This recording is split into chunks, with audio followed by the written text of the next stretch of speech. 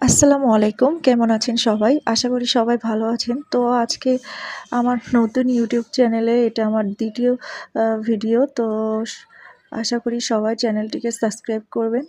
তো আজকে বিরিয়ানি রান্না করতেছিলাম আর খেতে ভীষণ ভালো হয়েছিল। তো ইনস্ট্যান্ট যখনই আমি বিরিয়ানি রান্না করি তো প্রেশার কুকারে রান্না করি হাতে যখন খুবই টাইম শর্ট থাকে।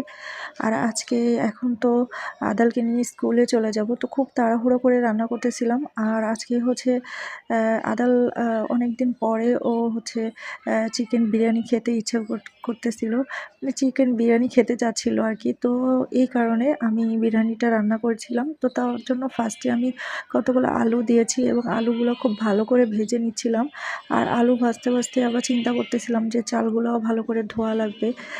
তারপরে বিরিয়ানির জন্য মশলা রেডি করে চিকেনটা ভালো করে কষানো লাগবে।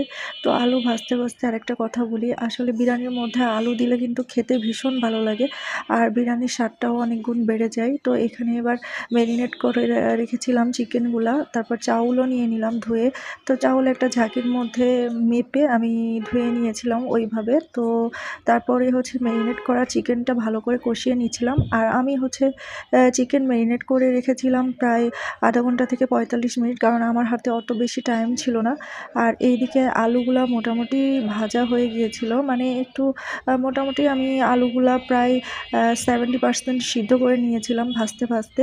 তো এভাবে ভাজতে ভাজতে আসলে আমার মাংসটাও মোটামুটি কষানো হয়ে গিয়েছিল। তো মাংস কষানো হলে তারপর আমি এর মধ্যে চাউল মিক্স করে দিয়েছিলাম আর চাউল টাউল একসাথে মাখায় তারপর পানি দিয়ে দিয়েছি। আর তার মধ্যে দিয়ে দিলাম ১ চামচ ঘি। আমি ঘিটা একটু কমই দিয়েছিলাম, কারণ আমার আগে থেকে মনে হচ্ছিল যে তেলটা মনে হয় বেশি দেওয়া হয়ে গিয়েছিল ওইটার মধ্যে। সেই কারণে আমি আর কি ঘিটা একটু কম দিয়েছিলাম। তো ফাইনালি আমার বিরিয়ানি রান্না রেডি। আর আমি একটু সালাদ করে নিয়েছিলাম টমেটোর। তো আজকের ভিডিওটা এই পর্যন্ত। সবাই ভালো থাকবেন। আল্লাহ হাফেজ।